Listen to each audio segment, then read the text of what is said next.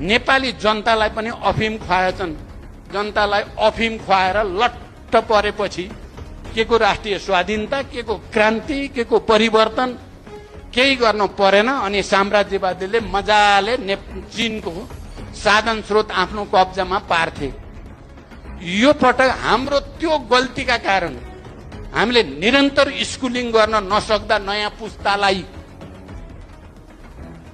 हाम्रो त्यो कमजोरीमाथि टेकेर नेपाली जनतालाई पनि अफिम खुवाएछन्। मैले जनताको अपमान गर्न खोजेको होइन। कस्तो अफिम? सोसियल मिडियाबाट अल्गोरिदमिक म्यानिपुलेसन जो भन्ने गर्छौँ हामी, त्यो अफिमै हो। लट्ठ पारिदिए सबैलाई। अब हामीले पनि अफिम युद्ध चलाउन पर्ने भएको छ। हामीले पनि अर्को कुनै उपाय छैन।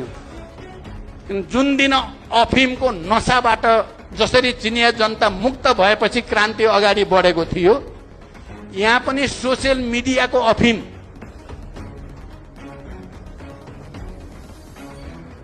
बाट नेपाली युवाहरूलाई दुरुस्त पार्न सक्यौं भने युवाहरूले राष्ट्रको स्वाधीनताको निम्ति फेरि बलिदान गर्ने आँट नेपालीहरूले गर्छन्, नेपाली जनताले गर्छन्। त्यो काम हामीले गर्नुपर्ने छ।